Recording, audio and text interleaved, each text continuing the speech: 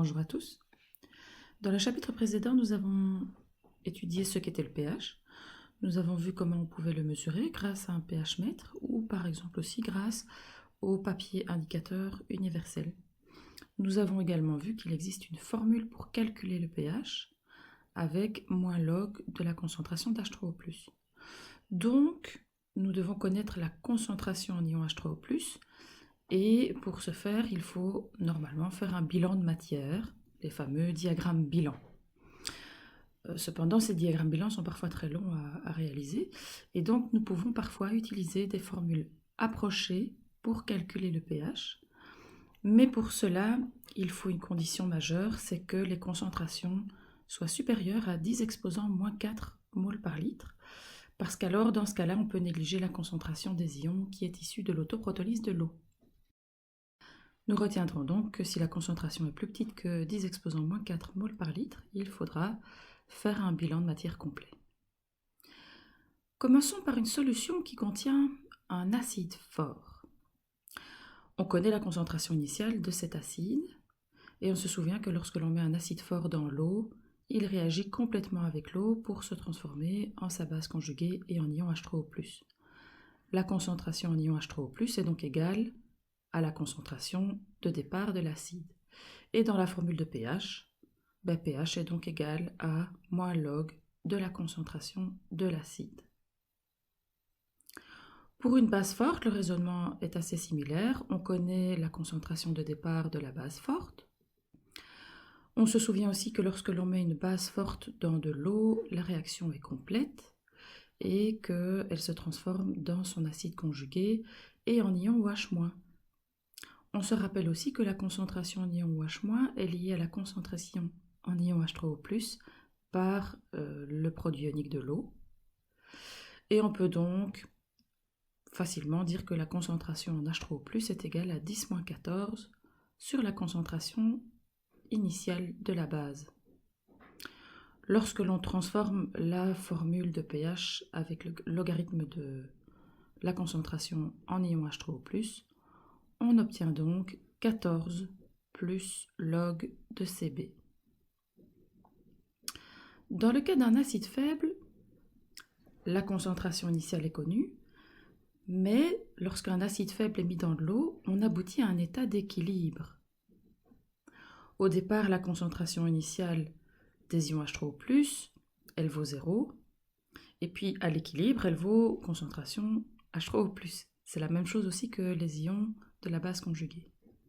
Et la concentration de l'acide, eh bien, c'est la concentration initiale moins la quantité d'ions H3O+ qui ont été générés. Si on repart du cas A, eh bien, on peut transformer un peu cette formule avec une approximation, parce que la concentration initiale moins la quantité d'ions H3O+ qui ont été générés, si cet acide est assez faible, on aura en fait assez peu d'ions H3O+ qui vont être formés, et on peut donc considérer que Ca moins H3O+ est plus ou moins égal à Ca. Par développement mathématique, on obtient donc que la concentration en H3O+ est égale à la racine de Ka fois la concentration initiale de l'acide. Et lorsque l'on place racine de K fois Ca dans la formule du logarithme de la concentration d'H3O+, eh bien, on peut trouver que le pH d'un acide faible est égal à 1 demi pKa moins 1 demi log de la concentration de l'acide. Alors, cette formule n'est valable que si l'acide est suffisamment faible, et donc on va utiliser une condition supplémentaire, c'est que la concentration de l'acide sur le K de l'acide, le rapport entre ces deux valeurs doit être plus grand que 100. Dans le cas d'une base faible, on a un raisonnement relativement similaire. On se rappelle qu'une base faible, par définition, est une base qui ne réagit pas complètement avec l'eau. On va donc avoir au départ une certaine concentration de la base, et au moment de l'équilibre, eh bien, on aura produit une certaine quantité d'ions OH-, pardon. Et on peut retrouver que cette quantité d'ions OH- est égale à 10-14 sur la quantité donc la concentration d'ion H3O+. De nouveau, on va remplacer de manière mathématique ces valeurs dans la constante d'équilibre. Ici, c'est Kb. Et de nouveau, on peut égaliser que Cb- ou H-, si la base est suffisamment faible, eh bien, on peut l'égaliser approximativement à Cb. On remplace dans l'équation et on obtient dès lors que la concentration en ion H3O+ est égale à la racine de 10-28 divisé par Kb divisé par la concentration de la base. On remplace tout ça dans la formule qui permet de calculer le pH. Et par développement mathématique, on va obtenir que le pH est égal à moins log de 10 moins 14 plus un demi log de Kb plus un demi log de Cb. Or, on a de nouveau un lien entre le Ka et le Kb. On va donc pouvoir remplacer le Kb par 10 moins 14 sur Ka, ce qui, au final, va nous donner une formule de pH qui est la suivante. Le pH d'une base faible, c'est 7 plus 1 demi pKa plus 1 demi log de la concentration de la base. C'est cette formule-là qu'il faut retenir. Alors vous voyez que ces démonstrations sont parfois assez longues.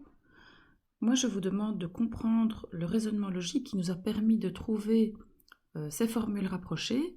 Je vous demande de retenir ces formules rapprochées, mais je ne vous demanderai pas de refaire une démonstration comme celle que l'on vient de faire ici pour ces 4 formules. Alors nous avons donc vu comment calculer le pH d'une solution d'un acide fort, d'une base forte, d'un acide faible et d'une base faible. Il existe également une solution particulière, c'est les solutions de mélange tampon. Il y a donc 2 solutés dans un mélange tampon. Et un mélange tampon, c'est une solution aqueuse qui est constituée d'un mélange d'un acide faible et de sa base faible conjuguée. La deuxième chose importante à retenir dans un mélange tampon, c'est que les concentrations de l'acide faible et de sa base conjuguée sont de même ordre de grandeur.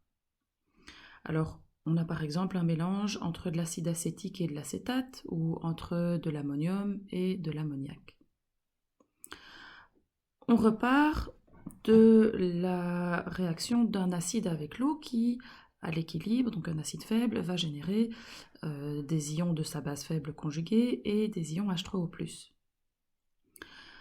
On connaît la concentration de l'acide et la concentration de la base que l'on a utilisée pour réaliser ce mélange tampon.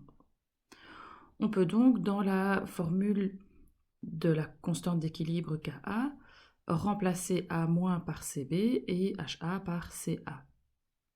Ce qui va nous donner, dans la formule de pH, une approximation, une formule approchée qui sera pH est égal à pKa moins log de Ca sur Cb. Donc cette formule, il faut la retenir aussi. Alors à quoi servent les mélanges tampons dans la vie courante ? Les mélanges tampons vont permettre d'absorber ou d'amortir l'augmentation de l'acidité ou la baisse ou la diminution de l'acidité de façon à maintenir un pH stable dans un milieu. Par exemple, c'est le cas des aquariums. On veut que le mélange tampon permette d'amortir une forte augmentation d'acidité, par exemple, qui pourrait nuire à la vie des poissons. Nous allons, dans cet exemple, montrer effectivement l'effet amortisseur d'un mélange tampon. On a au départ un mélange tampon dans une solution de 200 ml avec de l'acide acétique 1 molaire et de l'acétate 1 molaire. On y ajoute de l'acide chlorhydrique qui est un acide fort et on va calculer le pH au départ et le pH après l'ajout de l'acide chlorhydrique. Au départ, le pH c'est 4,75 moins log de 1 et log de 1 ça vaut 0 donc ça fait 4,75. Le 4,75 c'est le pKa qu'on va trouver dans les tables. Lorsque l'on ajoute 5 ml d'acide chlorhydrique 1 molaire, alors on repart de l'équilibre, entre l'acide acétique qu'on met dans l'eau, qui va générer de l'acétate et des ions H3O+. Et on peut facilement retrouver qu'en fait, 5 ml d'acide chlorhydrique à 1 molaire, en fait, ça correspond à une quantité d'ions H3O+, qui vaut, donc le nombre de moles, qui vaut 5 fois 10 moins 3 moles, que l'on va ajouter dans cet équilibre. Alors il va y avoir une réaction qui va se produire. Dans ce cas-ci, puisqu'on ajoute des ions H3O+, c'est les ions H3O+, qui vont réagir avec l'acétate. Et on peut donc faire un petit bilan de matière pour trouver le nombre de moles à l'équilibre et donc les concentrations à l'équilibre. Avec ces concentrations à l'équilibre, on va pouvoir retrouver le pH de notre mélange tampon et on obtient une valeur de pH de 4,73. Il y a donc une toute petite variation entre le pH de départ qui était de 4,75 et le pH après l'ajout de HCl qui est de 4,73.